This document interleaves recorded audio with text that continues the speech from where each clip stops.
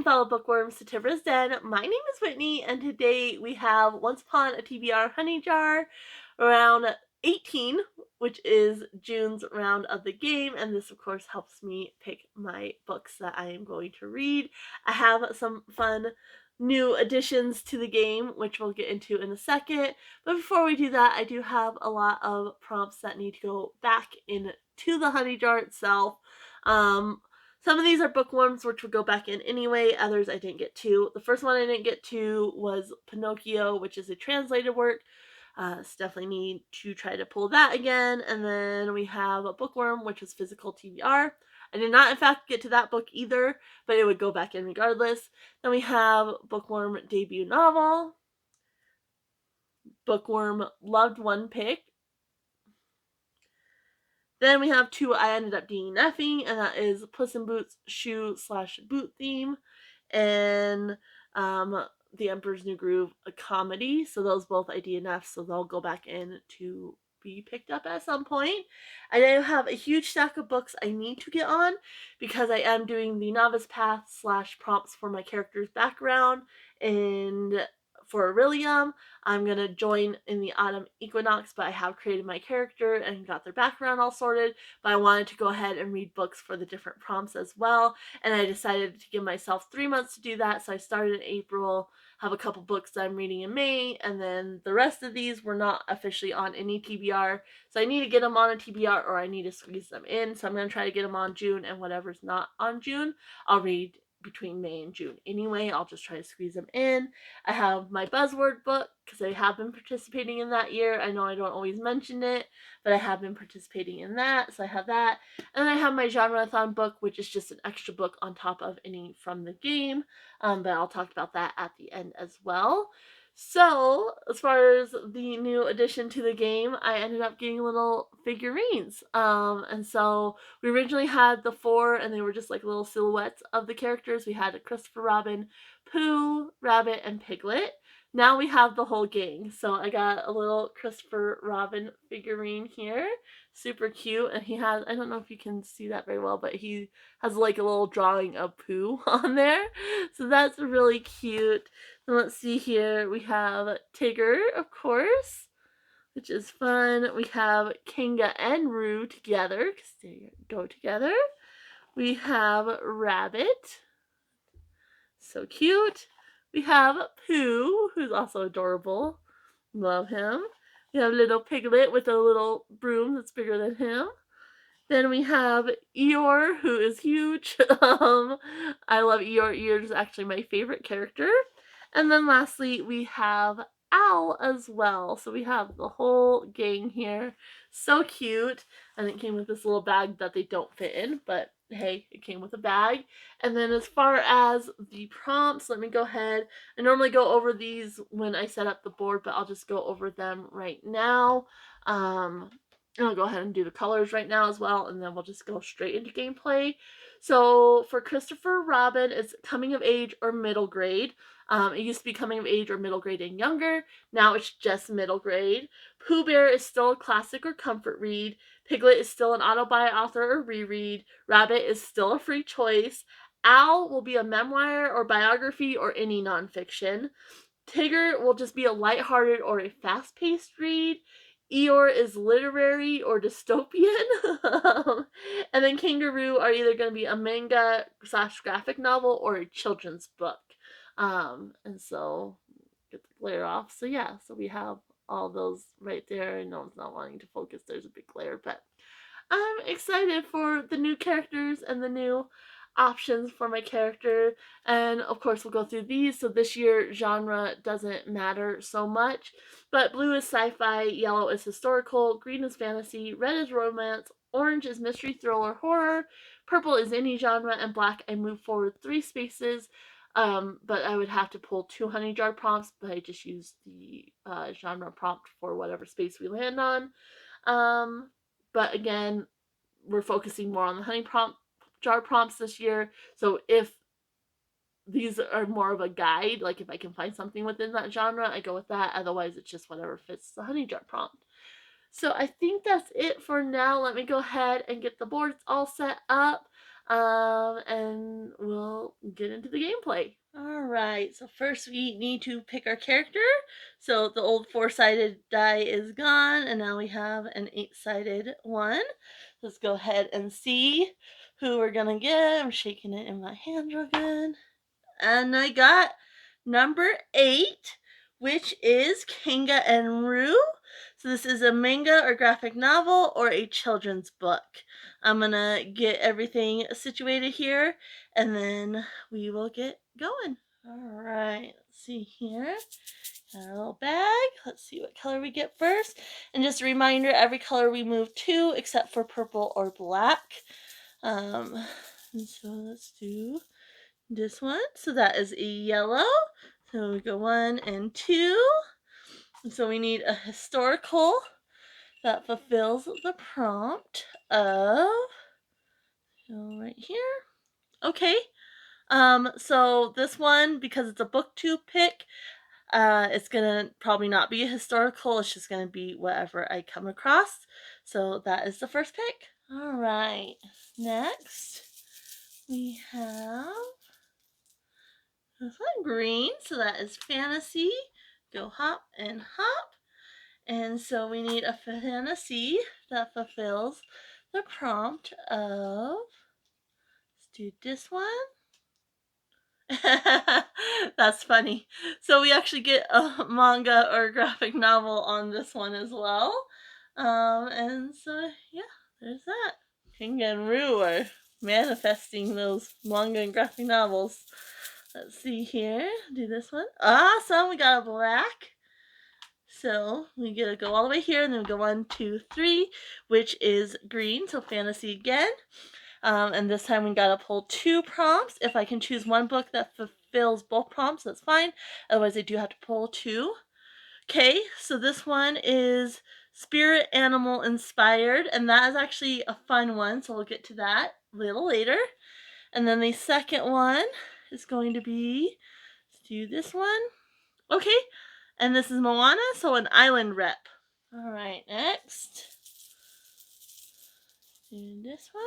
Okay, blue is sci-fi, so 1, 2. And so we need a sci-fi that fulfills the prompt of, this one's jumping out. Okay, so this is Tarzan, and it's Found Mother. All right, next up, do this one. Another blue. We go hop and hop. So another sci-fi. And this one will be, let's do this. Nice. Sweet candy rep. All right, and next, go here. So another green. So we'll go 1 and 2. So for this one, we need a fantasy that fulfills the prompt of, this one. Okay, so backlist book. All right, hopping right along. Pun intended. And another green. We're getting lots of greens. So this one, and then right up here. Okay. So another green. Let's do this one. Okay. So this one is same book as Last Person. I'll talk about that more in a second. Next. Okay, we get a purple. Nice. 1. And that one we only move 1 on purples. So we need any genre, but it has to fulfill the prompt of, let's look in here. Okay, unknown family.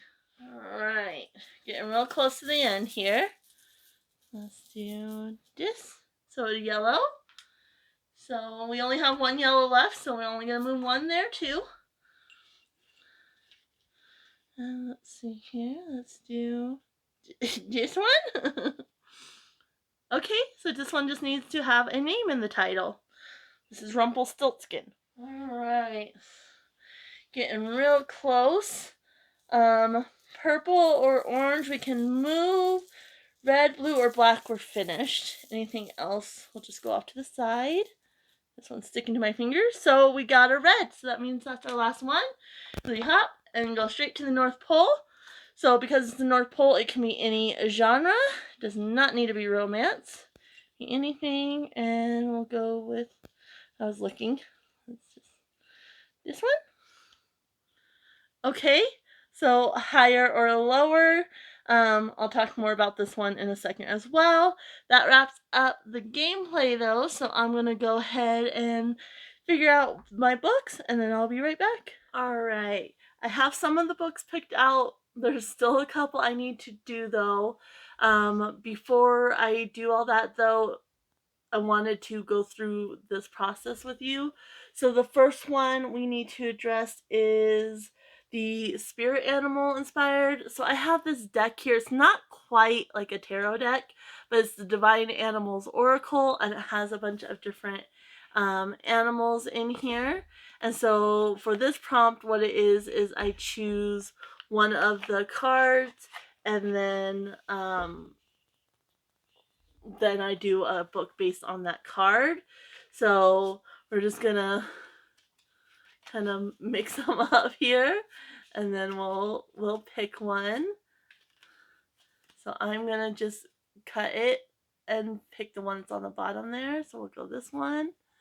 What is that? Ooh, a horse. That's a nice one. So that's what we got, is a horse.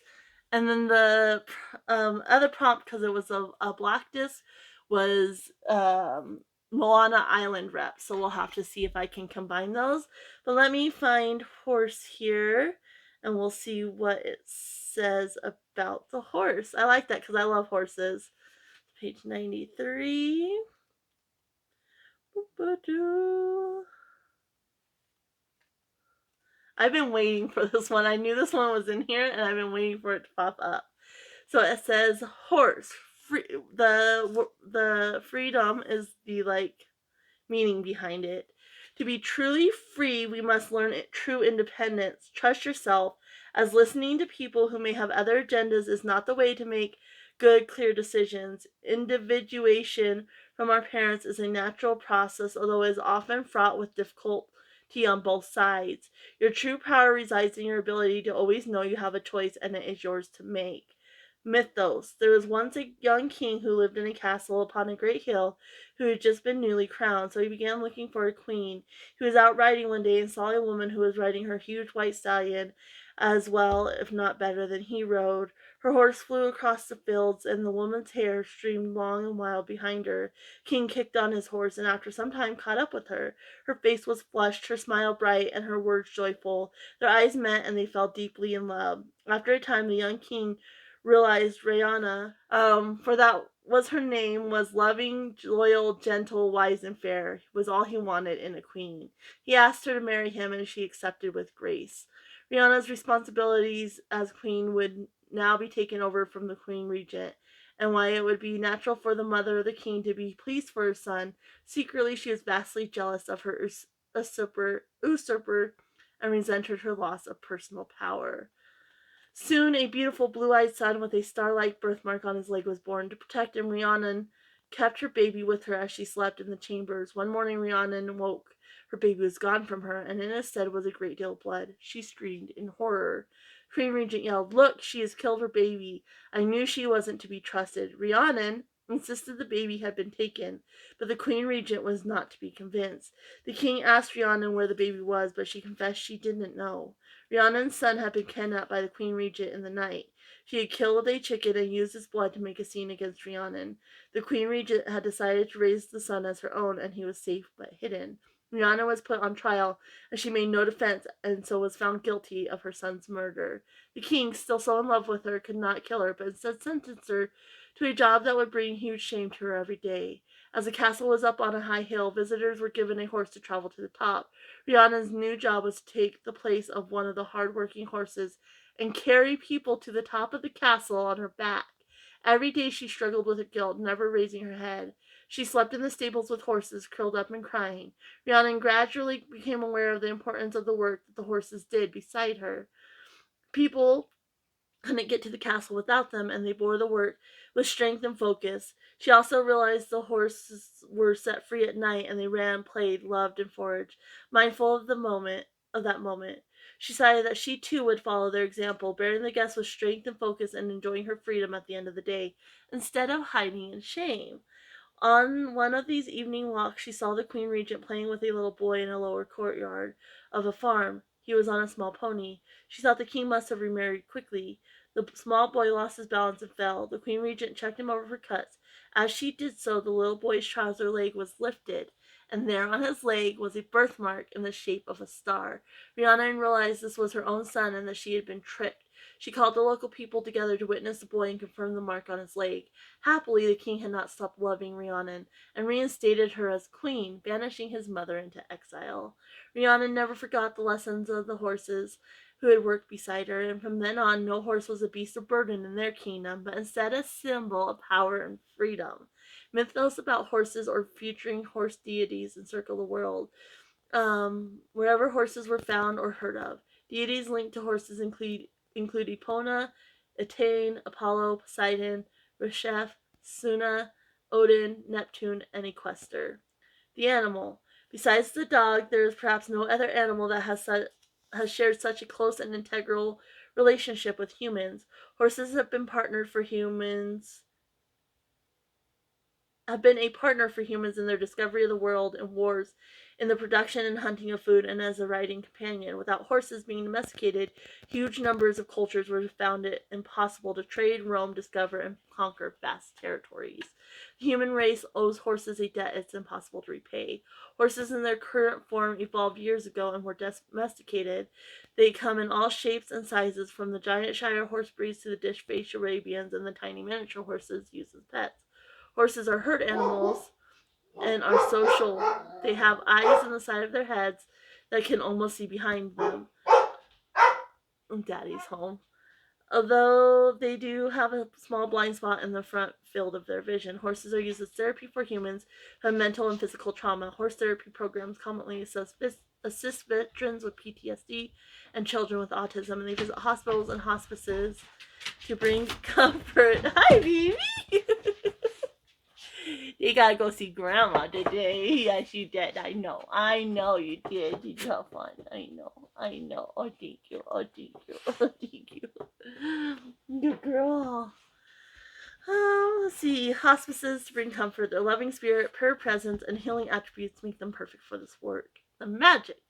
Horse magic is profoundly free and powerful. To ride a horse at full gallop is to experience a sacred bolt of the most primal liberty. When you are feeling trapped or small, expand your field by calling for their energy. There is also a long history in physical and mental healing with horse energy, and this can be used when you are ill or unstable. Horse energy invokes a calm and solid presence and can be used to quiet your spirit if you are feeling disturbed. Horse magic is also an expression of trust. A powerful horse could go anywhere it wants, yet it is willing to be led. A person trusts a horse to be sure-footed, to leap and run away from danger, while the horse trusts a human to be his partner, to not hinder it, to take care of it, to guide it. It can be a very deep bond if you allow it to be. If you're ever doubting yourself or feeling trapped, engage some horsepower. Expand your field by calling their energy. Symbology.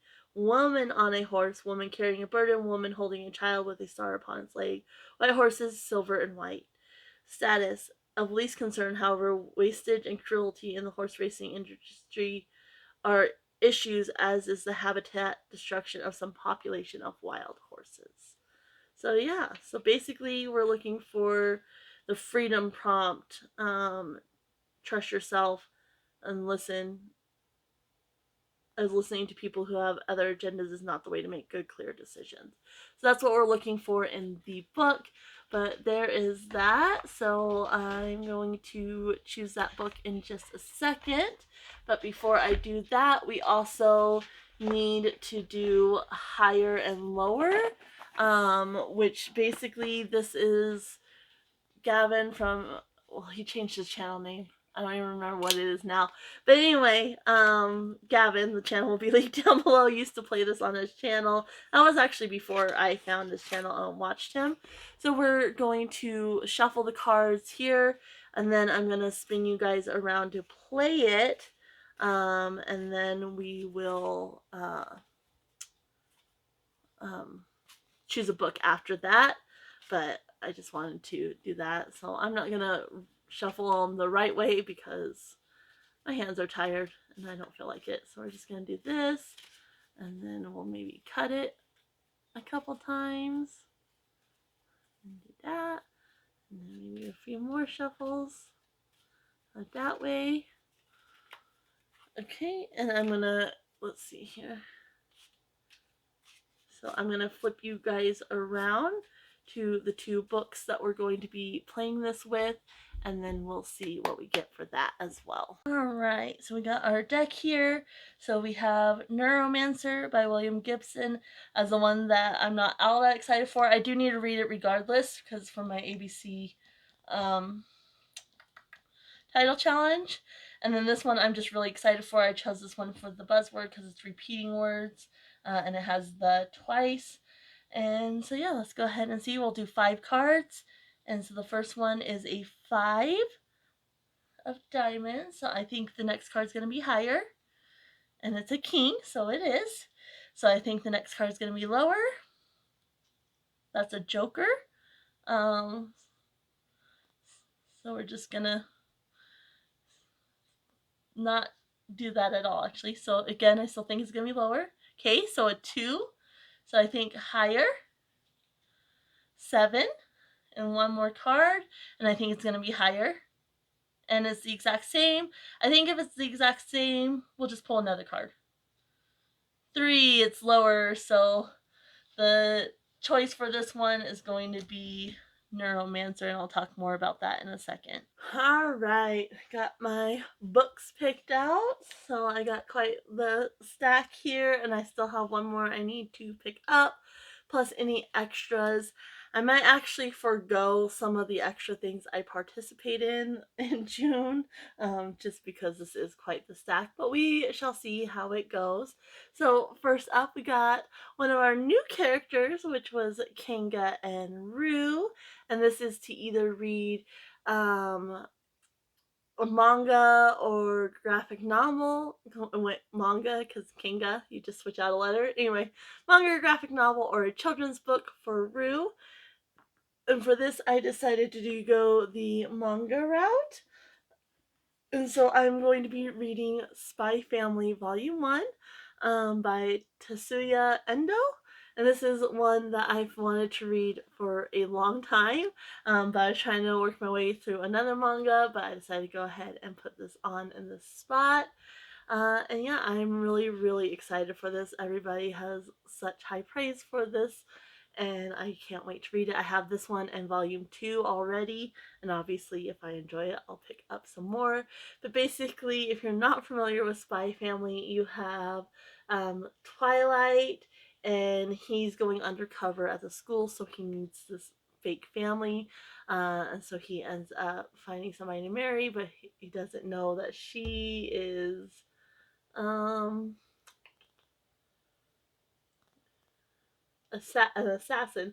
His wife is an assassin, and then they adopt this little girl who is a telepath. So it's right down here. I was looking for it. It's right there.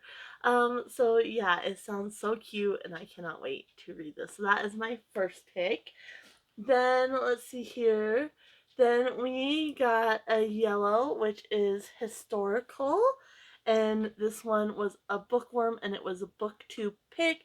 Now, normally the way I would work this one, hi baby Nina, hey, you know my books. Now, normally the way I would work this one is, oh, she's being crazy, knocking stuff over and such. Okay, anyway, normally the way I would work this one is I would go and find a video, and the first book that I have that pops up, I would read that book. However, there is a book that I needed to get to that I specifically picked up because of a booktuber and a specific video they did, so I decided to go that way. And this is one I need to read for my Aurelian prompts, and that is The Diviners by Libba Bray. I specifically got this book because Amy at A Star Reads did her blind dates with books And this was one of the top contenders, and then she did a vlog fully reading it, and it just sounded so good. So I specifically picked this up because of her.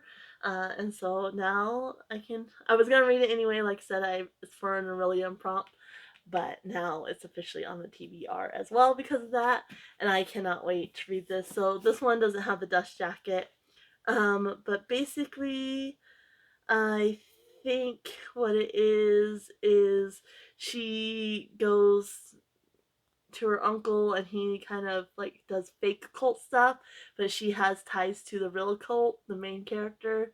And there ends up being a murder, and she realizes that she can help solve it. And it's like 1920s jazz vibes and such, so I can't wait to read this. I'm really, really excited for that one as well. Then let's see here. Then we Kangaroo were manifesting this, so this was green for fantasy, and this one needed to be manga or graphic novel. So it's like, okay, and so for this one, I decided to go with the next volume of Death Note. So this is volume 4, which has volume 7 and 8, because this is the black edition, so it's bind up. And I have all of these, I just need to finish reading them. So yeah, this is volume 7 and 8. So basically, you have Light, and he finds a Shinigami Death Note book, and he can write a name in there, and it kills whoever's name he puts down. And it starts off, he's trying to do good, get rid of criminals and such, but it kind of takes off from there, and it's kind of progressed. You know, he's being investigated. His dad works for the detectives essentially, and then there's this other character that's investigating and whatnot. And so yeah, I'm gonna be continuing on. I didn't love volume 3 of this, so we'll see if it gets better for me or not. So there is that one. Then we pulled a black, which had us move forward 3 spaces to green. So again, fantasy. Pretty much all of these, if they fit the genre prompts, it's an accident, because I just really focused on fulfilling these honey jar prompts, because these honey jar prompts were a little bit difficult. So the first one, of course, is a bookworm, which was spirit or animal inspired, which you saw I pulled the card for that. And then we also had Moana, which was island rep. I did not have a book that worked for both of those, unfortunately. So first up, of course, as you already saw, we got the spirit animal of a horse, which represents freedom, which I know I didn't expect the little story to be so long, and then I was like, well, I'm not going to finish the story, and then I ended up reading all the little bits. But yeah, I thought that was really interesting, and I like this card, and horses are one of my favorite animals. Dogs are my favorites, and then horses are a close second as far as domesticated animals. I used to have horses. My mom worked for a horse trainer and such, so horses were a big part of me growing up and whatnot. And I just absolutely love them. So when I pulled this card, it was like, yes. And so for that card, I am going to go with my um, O title for my ABC title challenge, and that is 1000 White Women, The Journals of Maydod by Jim Fergus. Well, the reason I'm going to go with this one, it says 1000 White Women begins with Maydod's journey west into the unknown. Yet the unknown is far better fate than the life she left behind, committed to an insane asylum by her blue blood family for the crime of loving a man beneath her station. And so if you watch through when I was reading the whole horse thing, it talked about, um, you know, thinking for yourself and following your own gut and not listening to other people, so I thought that was fitting. May finds that her only hope of freedom is to participate in the secret government program whereby women from the civilized world become the brides of Cheyenne warriors. What follows is a story of May's breathtaking adventures, her brief, passionate romance with the gallant young army captain John Burke, and her marriage to the great chief Little Wolf, and her conflict of being caught between two worlds, loving two men, living two lives. So vividly has Jim Ferguson depicted the American West that May Dodge journals are like a time capsule. So yeah, I'm really excited for this one, and like I said, I think it fits the horse, and you think West and old times, you think horses as well. So I'm sure horses will play a part in this story. And so that's that one. Then for the island rep, the second half of this, obviously that's not an island, it doesn't fit. But I did just haul a book from the thrift store that is going to fit, and that's Moloka'i by Alan Brennert. And this one sounds so interesting. This one I was about to leave, and then I saw it and I was like, oh, I have to get that one because I love this cover. It's so pretty. And it says Rachel Kalama, a spirited 7-year-old Hawaiian girl, dreams of visiting far off lands, kind of like Moana too, like her father, a merchant seaman. Then one day, a rose-colored mark appears on her skin, and those dreams are stolen from her. Taken from her home and her family, Rachel is sent to Kalaupapa, the quarantine leprosy settlement on the islands of Moloka'i. Here, her life is supposed to end, but instead she discovers it is just beginning. Brimming with warmth, humor, compassion, and a vibrant cast of vividly realized characters, Moloka'i is a masterpiece of storytelling about a people who embrace life in the face of death. So, yeah, I'm excited for that one for sure. And it was kind of a surprise one because I wasn't expecting it to get on the TBR anytime soon. Next, we have a blue, which is supposed to be sci-fi. And for this one, we got Found Mother. This is Tarzan. And so obviously not going the sci-fi route on this one. And for this, I have another book that's for my Aurelian prompts, and this is The Secret Life of Bees by Sue Monk Kidd. And so for this one, it says, set in South Carolina in 1964, The Secret Life of Bees tells the story of Lily Owens, whose life has been shaped around the blurred memory of the afternoon her mother was killed. When Lily's fierce-hearted black stand-in mother, so you have that found mother aspect, Rosaline insults 3 of the deepest racists in town, Lily decides to spring them both free. They escape to Tiburon, South Carolina, a town that holds the secret to her mother's past. Taken in by an eccentric trio of black beekeeping sisters, Lily is introduced to the memorizing world of bees and honey and the Black Madonna. This is a remarkable novel about divine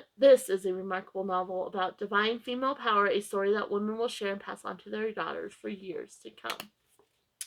So I really enjoyed the movie when I watched it years and years ago. So I'm excited to read the book. And like I said, it's one I needed to get on. So that's great. The next one was another sci-fi. Again, completely ignoring that. And this was Hansel and Gretel. And so it was sweet candy rep. And this was actually harder than I thought it was going to be. But then I spotted this one sitting on my shelf. And I've never actually read the book. But we're going to be going with Forrest Gump by Winston Groom. And the reason I'm going with this is because there's that very famous line, life is like a box of chocolate, you never know what you're gonna get. And so that's where my mind went when I saw it sitting on my shelf, and I was like, chocolate candy sold. And it's actually not very long, which I thought it would be longer because of the movie. But it's not very long, so we'll see how it compares. And so yeah, that's what I'm going with. So let's see here.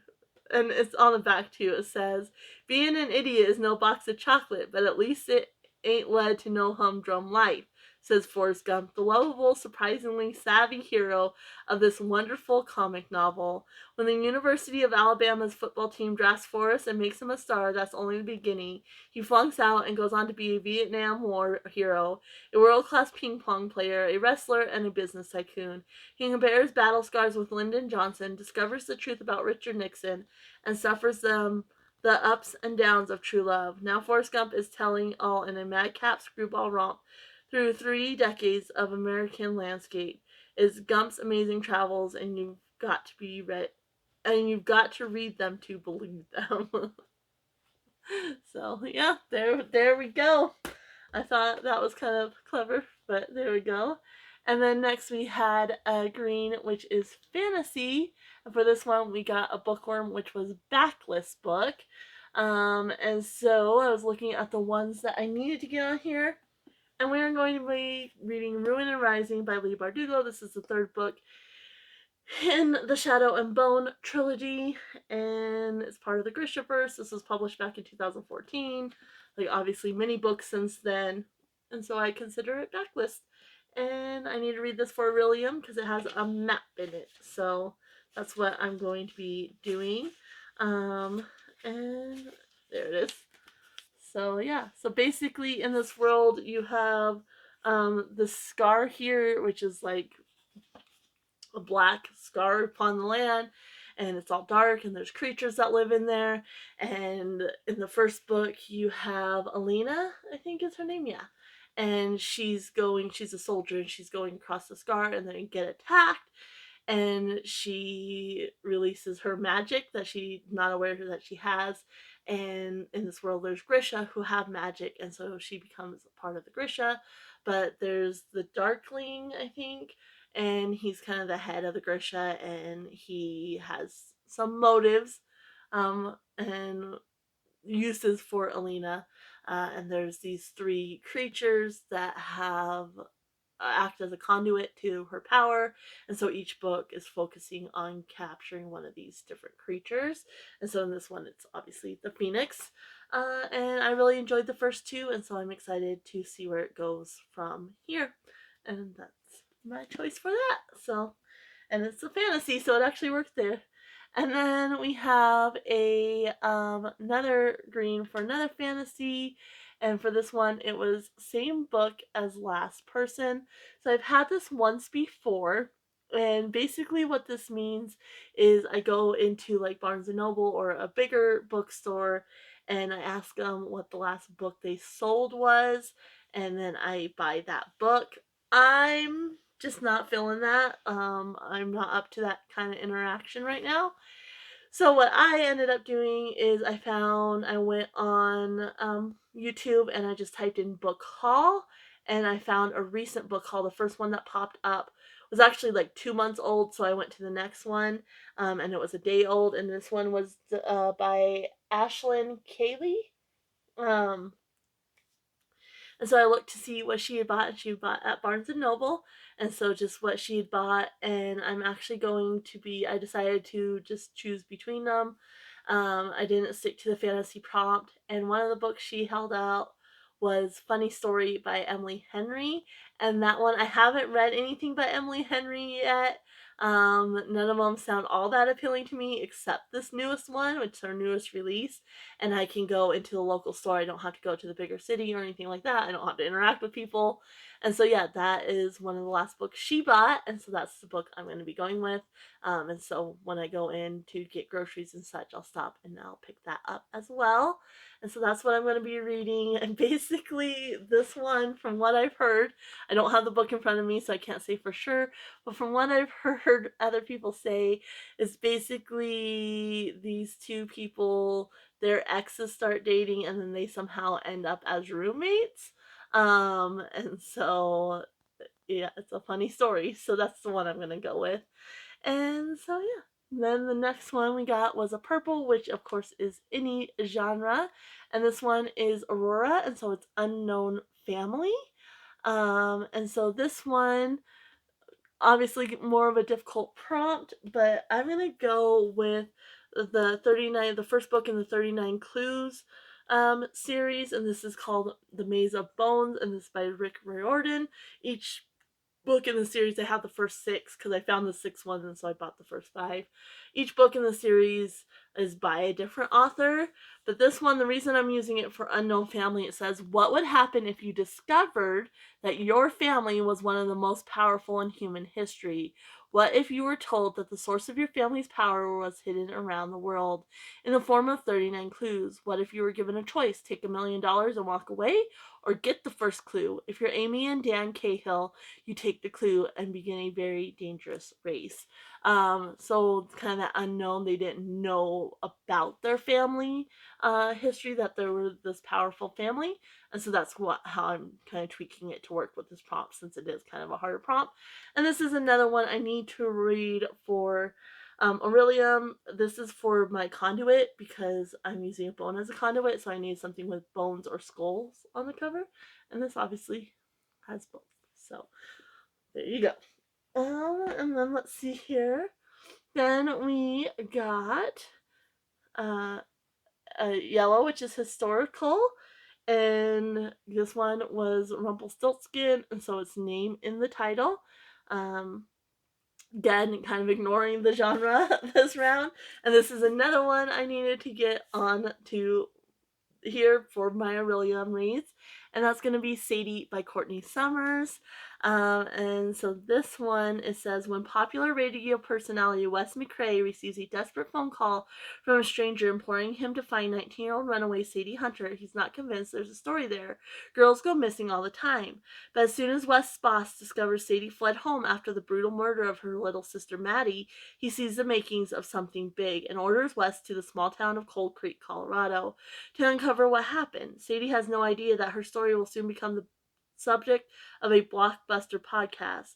She just wants revenge. Armed with her switchblade, Sadie follows a meager set of clues, hoping they'll lead to the man who took Maddie's life, because she's determined to make him pay for it with his own. But as Wes traces her journey to the darkest, most dangerous corners of big cities and small towns, a deeply unsettling mystery begins to unfold, one that's bigger than them both. Can he find Sadie before it's too late? And yeah, I've heard such good things about it. Again, not one I see a lot on BookTube, but when I see people talk about it, they really praise it, and so I'm really, really excited to finally have this and get it read as well. Then let's see here. So then we got a red, which was the North Pole, and so genre doesn't matter, although this whole game genre really hasn't mattered. And this one we got Higher and Lower, which is just basically the game.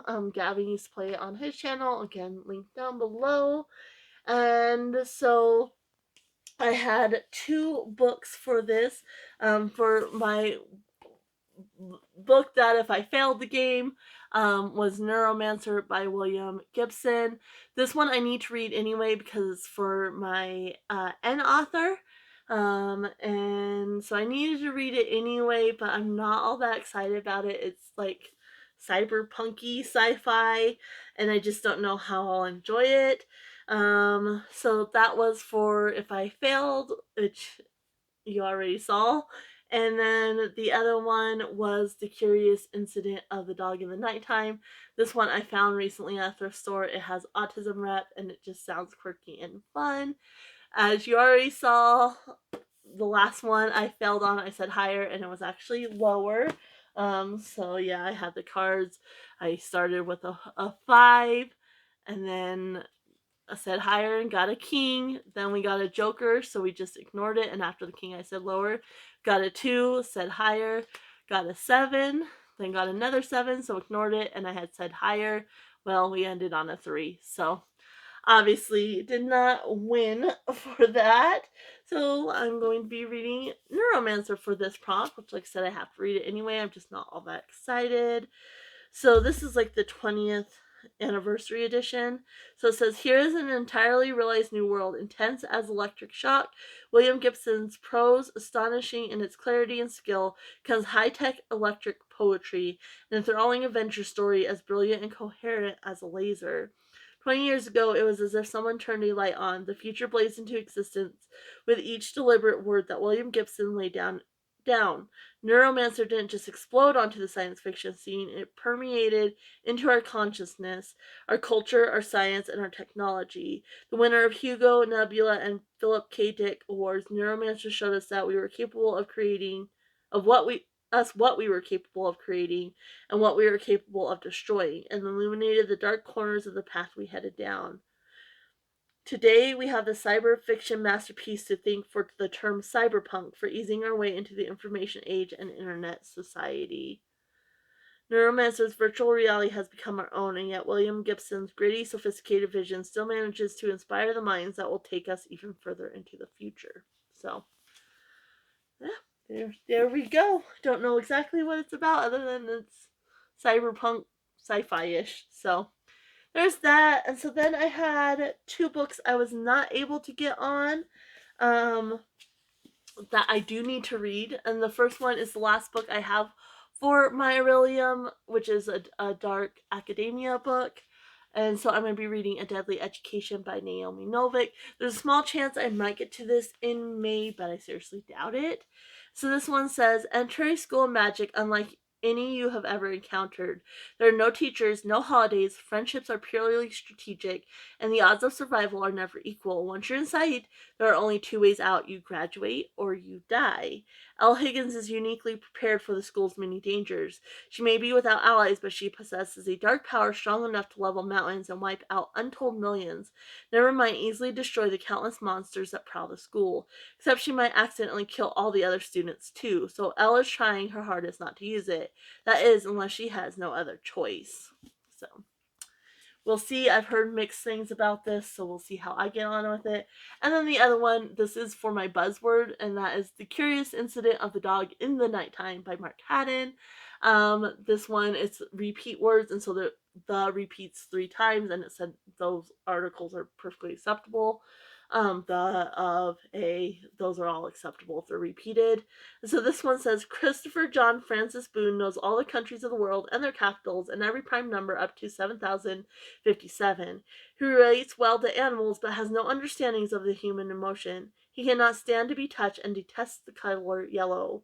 And it is this improbable story of Christopher's quest to investigate the suspicious death of a neighborhood dog makes for one of the most captivating, unusual, and widely heralded novels in recent years. So yeah, I just found this at a thrift store and the title caught my attention. And it's interesting because it has like these little like puzzles to solve. And I noticed at the back it has like the answers. So we'll see. I'll probably just look at the answers and not try to solve them if I'm being honest. But so that's an extra one as well. And then of course we do have my genre-thon pick. So the dog's rolling around knocking books. Anyway, genre-thon for June, the prompt is heating up wildfire season to read either an eco-fiction or something revolving around nature conservation. So I'm going to be reading The White Bone by Barbara Gowdy, and this is about elephants and such. It doesn't have a synopsis, but does say inspired imagination and research have created a marvel of a book in The White Bone. The language, social structure, intellectual, and spiritual world of elephants are as real as the fabric of human life. Absolutely compelling, and that's by Alice Munro. The other blurb is, reality is not the perception of humankind alone, but of all creatures. The White Bone is a brilliant precursor of the novel of the future, a realization of noble and tragic lives not our own. This sorrowful novel does holy work because it engages us in the holiest of acts, empathy, and that's by Joy Williams. This one, so the genre itself is not outside of my comfort zone because I absolutely love eco-fiction, anything to do with nature, conservation, or anything, but I don't read a whole lot of it, and this book specifically is outside my comfort zone because you have like a big old elephant family tree, and then you have a ton of like glossary terms. Yeah, it's several pages long, and I'm like, so that part intimidates me a little bit, which is why this is my pick over some of the other ones. So, yeah, I think that is everything for now. Definitely let me know if you've read any of these books, your thoughts on them, even if it's negative. Try to keep it spoiler free for others in the comments. And if you're interested in any of these books, I would love to know that, or a book you have that you're going to read soon that you're excited for. If you don't know what to say and you just want to support the channel and let me know you're here, you can always leave either a rabbit or any type of animal emoji. I would say a rabbit, a horse, or an elephant would be great because those are animals that are popping up here. Or even a little kangaroo for kangaroo. That would be cute as well. Anyway, I'm going to go ahead and leave you guys here. Happy reading, everyone. Bye.